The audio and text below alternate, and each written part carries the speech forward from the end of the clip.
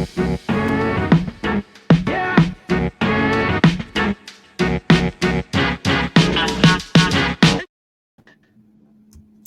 everybody. I'm Marilyn, CEO and founder of Cosmic Centaurs, and the host of our webinar today, all about what it takes to build parent-friendly workplaces. As a new mother myself, it's a topic I'm particularly interested in. One would think that considering we've been having children since the beginning of humanity, that we would have solved the problem of how to make it work together with work. But clearly we haven't, and there's still so much ground for us to cover.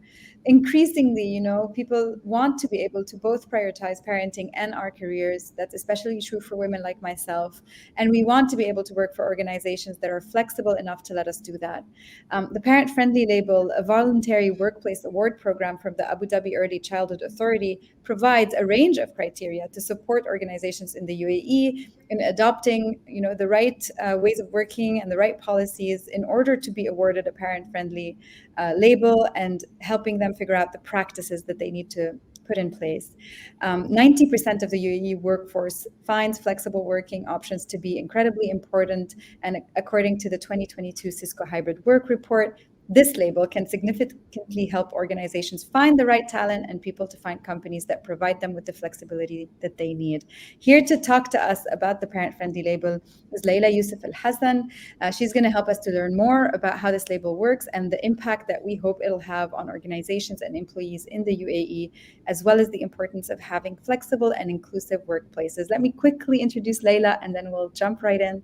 Layla is the Organizational Culture Advisor, aka the Chief Culture Officer at the Abu Dhabi Early Childhood Authority, which is tasked with overseeing the early childhood sector and keeping children at the heart of all that we do. She's also the lead on the Parent Friendly label.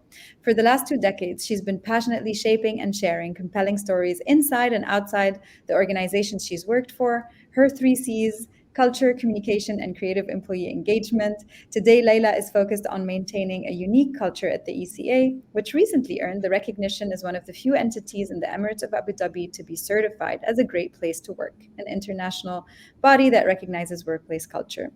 Through the Parent Friendly Label program, she's helping to usher in a new era for workplaces across the country, workplaces that lead with compassion and understanding for the needs of working parents and young children. Prior to working there, Layla was the director of comms at the Environment Agency in Abu Dhabi, where she was responsible for overseeing communications on regulatory, conservation, and awareness efforts. She was also responsible for brand management, internal comms, and ran several award-winning communication campaigns. I find this to be incredibly interesting because so many of the people who care about the employee experience are people who were working on the consumer or citizen side before, and are bringing all of this knowledge from brand and internal comms inside organizations. So I think that's a really wonderful place to start from.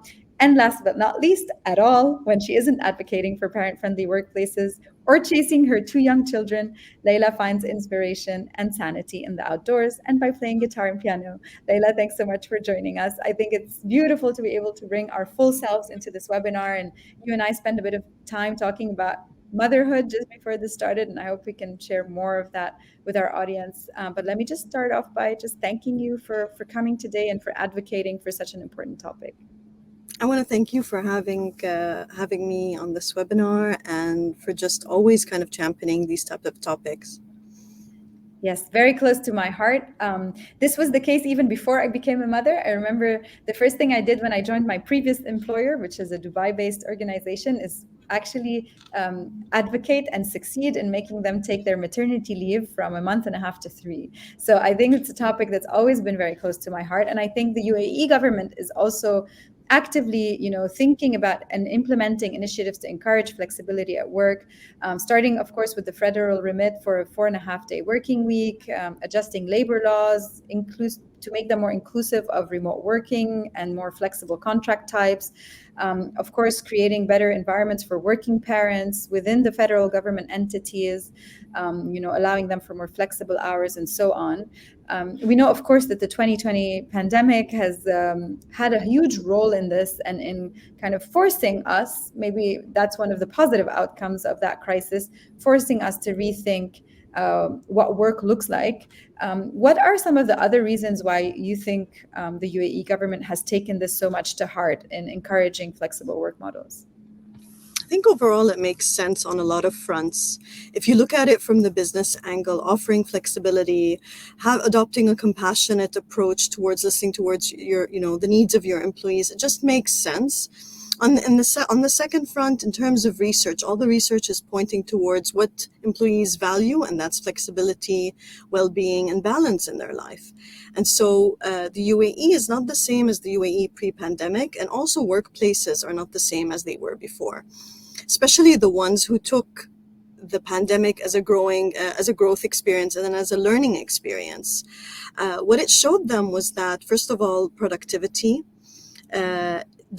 isn't measured by the number of hours I sit in front of my computer or at my desk. It showed a lot of things. It showed the importance of employee well-being, which kind of like makes you think it's common sense that you show care. And that's when, if you care about an employee, they're more likely to stay with you in your organization. So I think what it did, the pandemic, was really shine a light on these issues. They were all there. They were all being talked about at HR levels and at leadership levels. But it really put a spotlight on them, and people started to think, wait, we really want to keep this amazing talent. We really want to retain them. How can we do this? Marilyn, I ran interviews. I was interviewing 2 people over the past couple of weeks. One of the first questions they asked me is, what flexibility will you offer me? How are you going to help me balance my responsibilities in the community or in towards my family? We didn't have these questions in job interviews before. I've been in the public sector for almost 20 years. No one used to dare ask these questions in a job interview. Now it's become part of the expectation. It's become part of what you require from a workplace. So what we're trying to do with the Abu Dhabi Early Childhood Authority and through the parent-friendly label is really spotlight the forward-looking, progressive organizations that have taken stock of what the pandemic has taught them, that have come out of the pandemic stronger organizations that really get it. We want at the Abu Dhabi Early Childhood Authority to give them the recognition they deserve through the parent-friendly label. Yeah, I really love everything that you're saying. It's definitely the case that this should be common sense, but hadn't been for such a long time. It speaks to our ability to just accept inertia and how sometimes we need a good crisis to just force us to reconsider. And I really love what you said about having a choice to take a crisis as an opportunity to learn and grow, or as a moment of just being attached to the old ways of doing things. And I definitely think the UAE, obviously we have an important date coming up. It's National Day this week, is a place that for me as an entrepreneur too, has taught me to always be in a growth mindset, to always say like, okay, well, what else can I learn and how more can I improve? I think it's a country that has done so much in so little time and continued to adapt this attitude during and post the pandemic. And I think we've seen both the human case, as you say, of a compassionate space and being open to diversity and flexibility, but also the business case. I mean, I think it's this year the UAE has brought in the most foreign investment. I think it comes from that growth mindset, and I think that can serve as inspiration for everybody. Absolutely. When we encourage, Marilyn, a lot of organizations to apply for the parent-friendly label, we're going at this from an angle of it makes sense for your business. This is not about the children. In a way it is, because we are the Early Childhood Authority. But first and foremost, this makes sense for your business to retain your employees, to increase productivity, morale, motivation. And yes, it's great that the parents will then have additional time, if it's a newborn or if it's a child who's older, to spend time with their parents, the quality time that they need as they're developing. We talk about the early years, and there's these years, these magical years. Yes, they're the toughest years, and we were talking about this before the session started. But they really are the magical years for a child's development, especially their brain development. And as a workplace, if you can do something that's great for your business, and at the same time support this parent to develop and to invest time in the early years of their child, why not? Why not do that? Yeah. No, it's a win-win-win actually for everybody. And as a mother of a 5-month-old, I mean, I'm super lucky. I get to work from home. She's right there. I'm looking at the door. She's right outside the door. I have someone who can help with the caretaking during the day when I'm working. And every day I look at this and I'm like, I don't know how I would have done this if I had to be at work 9 to 5. I really don't know what kind of mother I would have been, the level of impatience that I would have reached, the tiredness. I'm truly privileged, and I'm so glad that you're doing more to push that agenda. I want to talk about flexibility as well as a whole, right? One of our consulting missions that we conducted over here, we were, for example, very surprised to find that the demands of different employee populations in the UAE don't always match up with the global data. I'll give you a very specific example. Of course, everybody says people want to work from home, they want flexibility, they don't want to come to the office. But in fact, we discovered that for populations that live in multi-generational homes, just because of their culture, for example, people who come from India, in fact, people really begged not to be asked to work from home because they actually need the office as a way to compartmentalize their private lives with their work lives. So I think flexibility comes also is not just towards like, oh, nobody needs to be here, but really towards taking into account diverse groups of people. What can you tell us in the work that you've been doing, the companies you've been teaching and collaborating with, and awarding the parent-friendly label to, about the diversity of employee experience in the UAE and maybe what different employee groups might need in terms of flexibility? So the Abu Dhabi Early Childhood Authority awarded 6 organizations last year the parent-friendly label. And one of the common threads that we saw with all these organizations is that they didn't do a one-size-fits-all flexibility model, policies. They really listened to their employees to find out what their needs are, right? So there were employees who enjoyed the hybrid model of working from home and working from the office sometimes. And then there's someone that didn't suit them because, for example, he lives in a 1-bedroom apartment and that just wasn't feasible. And so these organizations, where they succeeded was they listened to the employees and then incorporated that into their policies, right? So I think it's important. It's really important. That's where it starts. To not assume that everyone has the same needs. Like you said, multi-generational groups of employees working in the office with different needs. Stay in touch with them, check in with them, see what their needs. Never assume that everyone has the same needs.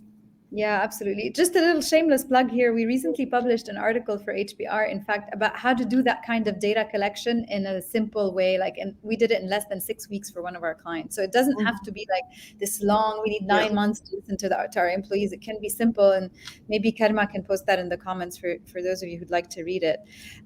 We have a question here from. I want to add also, just for them to make sure that it's also in line with the nature of their work, of their organization. Mm-hmm. It's aligned with what their culture already is, so that it's sustainable, so that it's not something where today, okay, this year we're trying to earn the parent-friendly label, let's do all these small initiatives. No, institutionalize it. Yeah. One of the things that we have noticed is that there were some organizations who perhaps didn't earn the parent-friendly labels because they kept it at practice level. There were good practices here and there, but they didn't institutionalize it. It was really reliant on, for example, a compassionate HR team who understood because they were moms and dads. But it shouldn't be that way. If it's going to be part of the organization, then document it. Make sure that it's embedded into your organization's DNA so that the next generation of HR teams that come in, they don't need to be parents to understand this and get this. Completely. I also always say, flexibility of where you work from is only one type of flexibility. You need your processes to be flexible. You need your technology to enable collaboration when people aren't in the room. You need the way you recognize people and manage their performance to be adapted. So that's what you're saying, right? Is like you really have to enshrine it at a deep level within your institution. And it's not just about like parental leave or Friday afternoons off, right? That just keeps it at a very superficial level. Question here from our audience, from Marie. As a mom yourself, what do you think is the most important thing organizations can do to help parents? If I could choose one thing that's actually made a difference in my life, I'm a mother of 2, a 7-year-old boy and a 4-year-old girl, would be the hybrid model, the hybrid working model. The fact that I don't feel like I need to punch in and punch out. The fact that I can decide, look at my schedule and see where I have focused work versus I need to come in for collaboration and networking with my colleagues. Where I can, attend a swimming lesson and oversee a swimming lesson for my son. Make sure I can attend a parent-teacher meeting, a National Day celebration. At the same time, I arrange my schedule so I'm getting my deliverables done. So I'm my organization's goals are being met, but my own also personal responsibility, especially people who are primary caretakers of their young children, right? Especially 0 to 8. Especially 0 to 8. One of the comments, Marilyn, that we've heard recently that makes you think a bit is that, what if I don't have children? Yeah. What flexibility is also important for me. Absolutely. Flexibility is important to everyone. But it becomes especially important when you have, for example, a 5-month-old who's dependent on you for survival. Yeah. It's different when, for example, I'm a single person who wants to fit in the gym during my day, which is great. And we encourage that. But there needs to be more support as well for people who are caring, especially primary caretakers, which is usually the woman in our societies and globally, for the 0 to 8 bracket.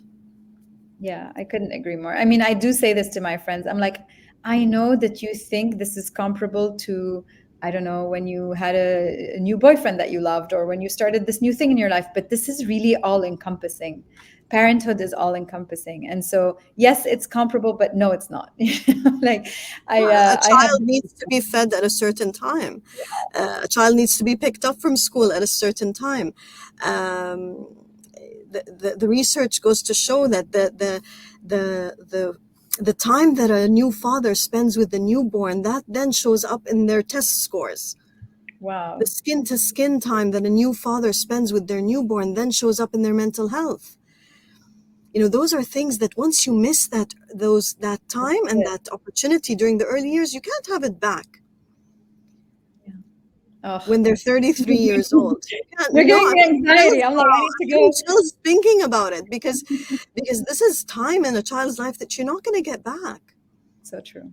And if you can find a good balance between really being committed to what your organization needs from you, but also not selling yourself short in your own family, your dreams of starting a family, then there are workplaces out there that get it. That get that this is the way to keep employees, to keep them satisfied, to keep them productive. There was and to keep society as a whole, right? Like healthy. You talked earlier about your impact on your community and your family and your society.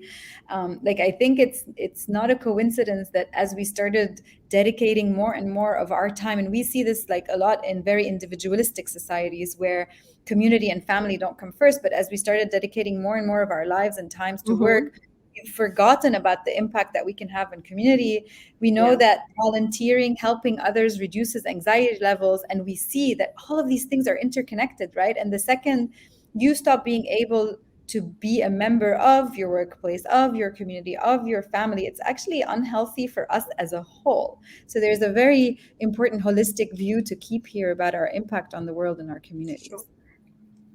I want to ask you, of course, the parent-friendly label has quite a few criteria. So actually we're applying, even though we're a small company, and we'll talk about that in a minute, the small versus the large organizations. But so we've gone through the criteria, but just to share with our audience here on a very practical level, the parent-friendly label does kind of encourage certain benefits, particularly parental benefits, to be included. Just tell us a little bit more about what workplaces need to do in order to earn the label. So the parent-friendly label is a voluntary workplace award program. Any organization in the UAE is eligible to apply as long as you're from the private sector, semi-government, or third sector, and as long as obviously you have a valid trade license operating in the UAE. Doesn't matter what size of organization you are, what industry you come from. This is not about the size or the industry. This is about leadership, and this is about being brave enough to take those steps and make that change. There are 2 levels at which you could earn the label. There's the PFL or the PFL Plus. The main difference is PFL is one that requires you to go above and beyond what UAE labor law asks you to do. And PFL Plus is where we can recognize organizations that meet or exceed global standards. So to give you an example, when we're talking about paternity leave for new fathers, we're talking about offering 5+ days to earn the PFL, but offering 10+ days if you want to earn the PFL Plus. So there's 19 criteria. And what's unique about the parent-friendly label, it was developed with business. This is not criteria that was cooked up by the Abu Dhabi Early Childhood Authority in a closed room. No, it was done in focus groups, through workshops with the business community themselves. right? And there's 19 criteria that are encompassing under five categories: parental leave, family well-being, family care, as well as culture. We also look at innovation. So we want to hear from organization, what were the innovative solutions that you came up with during the pandemic and beyond to support parents of young children? There's so many really, really good, interesting stories out there. It's a matter of, a lot of these organizations have told us that we just haven't sat down and documented all of this. It's not documented within our policies, and this is a chance for you to do that. Another example, Marilyn, is we also look at companies that make sure it's a smooth transition for new parents back into the office. As you know, it's a bit of a bumpy kind of transition back into the office. So we look at that. We also look at whether the culture on the ground matches up to what your policy is saying. And we do that through an anonymous employee survey that goes out to all the employees. Another example is obviously parent-friendly workplaces. It goes beyond just offering a nursing room, but you'd be surprised there are a lot of organizations who still ask their female employees to pump milk in the bathroom or in the storeroom, which is unacceptable, and it's just so common, unfortunately. There must be some empty room that you can transform into a hygienic, private space that's comfortable for a woman who wishes to keep breastfeeding. These are the sort of kind of practices, but what it really comes down to is adopting a compassionate culture that's attentive to your employees' needs, and you understand that your employee is part of a larger community. Yeah, absolutely. I really love what you're saying. It's actually wonderful that you picked up on that return to work piece. In our team, actually, both myself and Tala on the team are new moms. And what the team did for us when we came back is they prepared a team time together where there was, a few activities like what's a quality of Marilyn's or Tala that we hope their daughters have taken from them, or what's your favorite thing about your daughter? And so many parents, they come back from mat leave and it's like, oh, thanks for coming back, here's a pile of stuff that you need to handle, we've been waiting for you, enjoy the return to the office. And we were able to bring our full selves as mothers thanks to what our team had done. So I think it's about, as you say, like thinking of all those small moments and how you can make them meaningful, compassionate, inclusive, for the experience of, I'm a time mom, my life is upside down. Like I have no idea what I'm doing. I needed that compassion, that support. If one of our kids is having a meltdown on a Zoom call, like we're like, you go ahead, and then we'll jump over on the call. There's always two of us just in case like me or Tala have to rush out. We know what the script is. Also, didn't you notice your schedule is just like sometimes I'll be busy with my children around the afternoon time, and then I'll put in one more hour after they go to bed because I know I need to submit that deliverable that day, right? Yeah. So you become more in charge of your schedule and more aware of your responsibilities. And we're very productive, by the way. I have to say, I've never been as productive as since I had a child. Now I'm like, okay, I'm going to do this. Your time management skills become polished. So I can definitely also see how having parents increases the productivity of teams and not the other way around, having now become one myself. As you said, companies of all sizes can apply. A team of 6, we're going to apply. I don't know if we'll get it or not, but we're also, what I love, you said the other day in the webinar that you were giving, is that applying to the label isn't just about getting the label, it's also about learning and growing as an organization. Exactly. So you don't lose anything by applying. You have so much to gain. So first of all, it's at no direct cost to your organization to apply. Whether you earn the label or not, you get a free customized evaluation report that tells you where your strengths are and where you need to improve in. You also get a 2 to 3 hour free customized evaluation session with the assessors. So there's so much to gain just simply by applying. Even if you feel like you're not ready and you need a sense check, this is the best way to do this, right? We've found that a lot of organizations have told us that we've gotten to know our workforce so much more after we've entered this process. So we had an organization come back to us and say, we had no clue that we had such a high percentage of parents who work for us that had children of determination, that needed that extra support, that needed to go for the therapy sessions and so that was enlightening for them just by going through the process. They didn't earn the label in the end, but they just going through the process, they became more aware of their workforce. So it was a plus for them. That's truly incredible, actually. And so companies can apply all the way through May. Is that correct? So May 12th is the deadline to submit your application. But remember, the second part of the application is a parent-friendly experience survey. So this is a link that we give every applicant. They circulate it and to their employees, and it's an anonymous survey. It's a very short one that really tries to gauge whether, for example, you say you're giving 90 days maternity leave, but are you calling people up, telling them to come back before the 90 days are over? That's what will show up in the survey, and that's what we need to make sure of, because it's great. The HR team has filled in this beautiful application, but we really want to also hear from the employees. Right. So it's a two-step application, and all of this has to be submitted by May 12th. So if someone who's listening here today is considering it, go and fill out the first one. It's relatively simple, really, for the first step, because then you'll need time to circulate the survey internally and then get enough responses. At any point in the journey, just reach out to the Abu Dhabi Early Childhood Authority. It's a learning journey. We want to guide you on the way. This is not a competition between the organizations across the UAE. We do want more parent-friendly workplaces in the country. So this is not about the number of winners for us in the end. It's all about how many organizations have actually engaged and get the parent-friendly workplace concept and have activated it. Yeah, that's how we would know we would succeed. It's not about the number of organizations that earn the label. No, clearly you're trying to have the most impact possible. So the more organizations are involved, to start the journey, learning, start the conversations. Absolutely. So, in addition to your role in kind of spearheading the parent-friendly label and getting it, to be out there in the world and helping all of us to improve our offerings and the way that we set up our policies, you're also, very much on the forefront of culture at ECA itself. And I've heard you speak before about all the incredible things that you guys do around flexibility, around your values, around how you conduct yourselves. Talk to us about the culture at ECA. Like, how did you enshrine it? What is beautiful about it? What kind of feedback do you hear? What lessons can you share?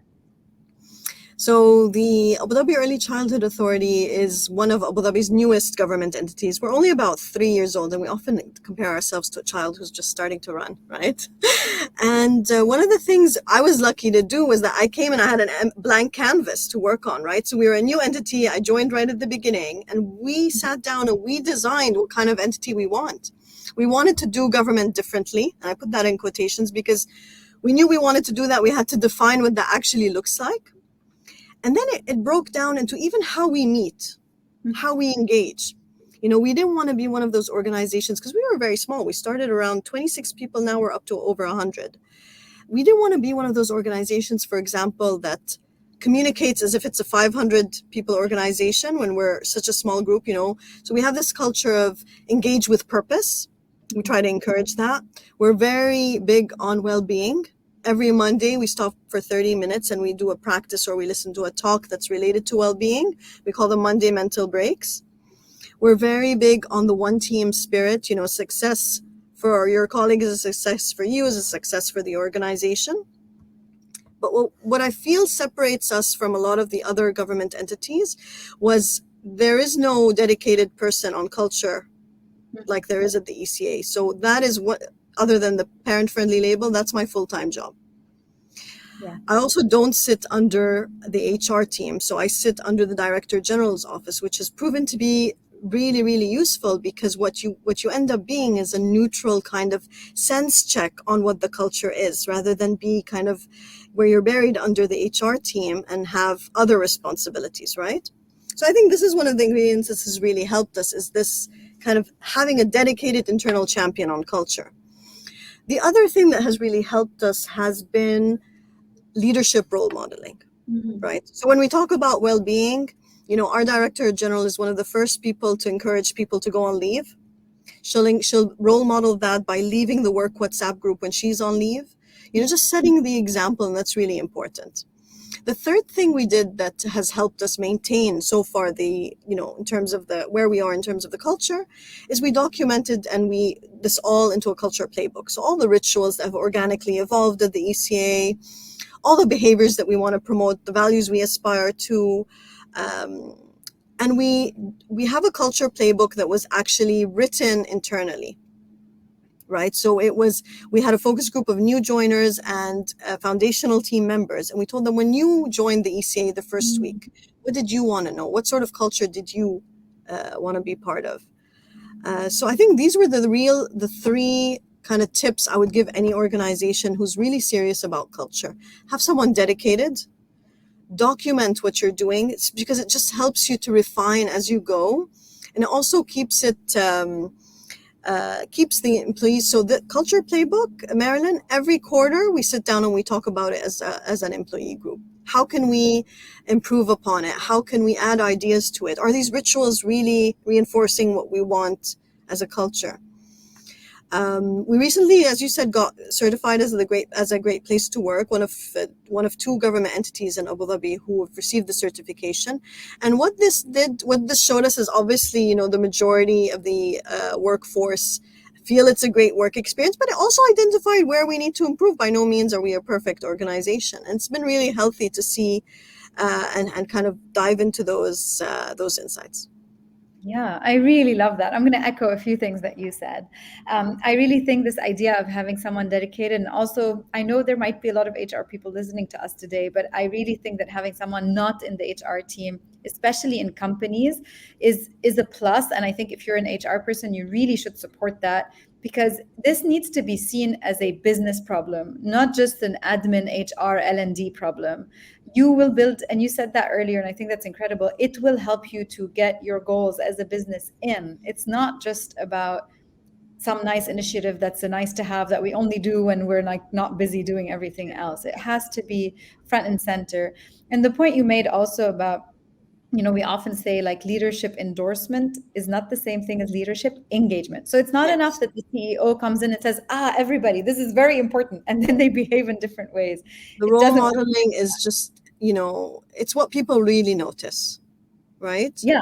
And they don't Um, care about what you say. They care what you do and how no, you they behave. care about what you do and how you actually, reinforce what you're saying. You mentioned the point about not being under HR. I think it's also important to mention is that what you could do is have a dedicated internal person that doesn't sit under HR, but then form a cross-functional task Yes. force or team that then supports and reinforces and implements a calendar of rituals, right? But I think it's important to have someone who's neutral, someone who can be a listening ear to people when they feel that the ship is going off course, and it can flag things in a neutral way. That has really been helpful. Someone within your CEO's office. Yeah, it has to be at the C-suite level. I couldn't agree more. We have a question here that we just barely have enough time for, but I'd like to take it because I think we might have some nice answers there.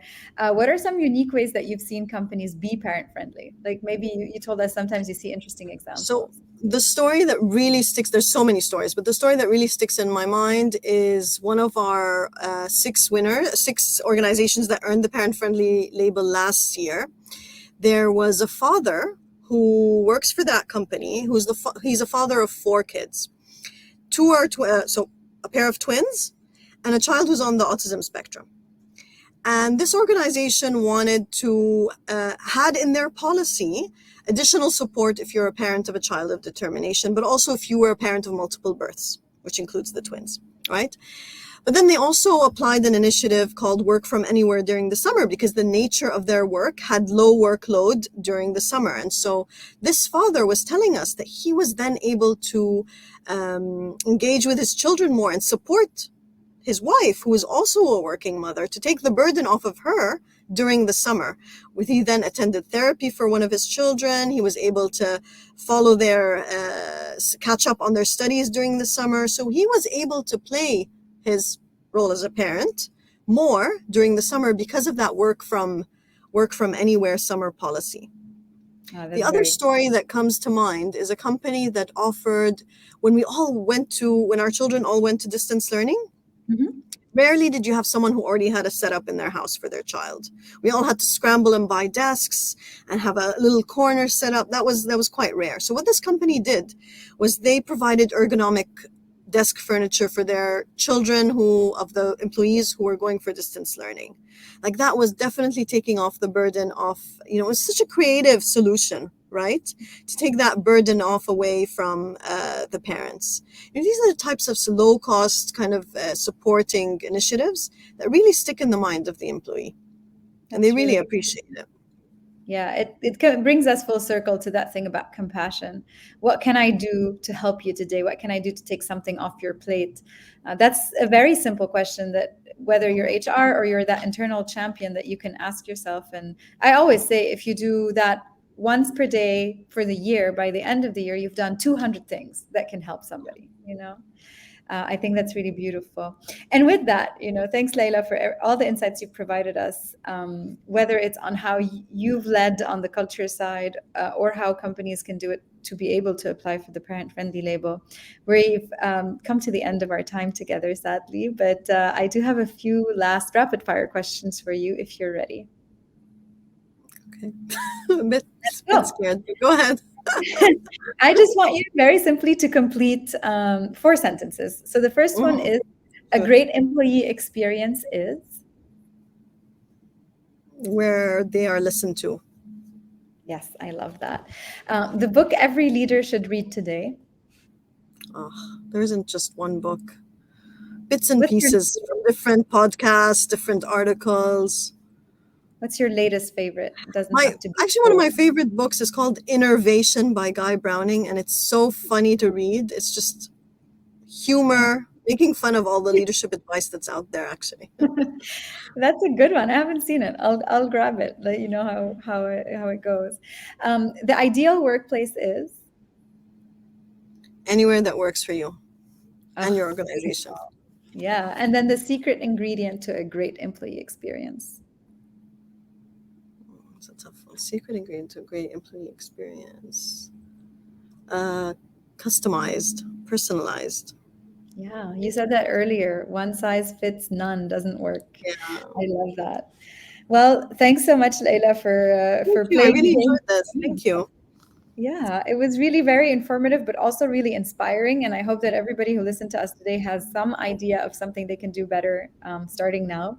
And as always, a big thank you to our attendees for tuning in and engaging. Of course, the video's available forever on our platform. So if you want to share it with somebody that you think might be interested in what we spoke about today, please go ahead and tag them. You can also go on our website, cosmiccentaurs.com, and you'll find all of our content there, including quite a bit of content about how to build more flexible and engaging workplaces.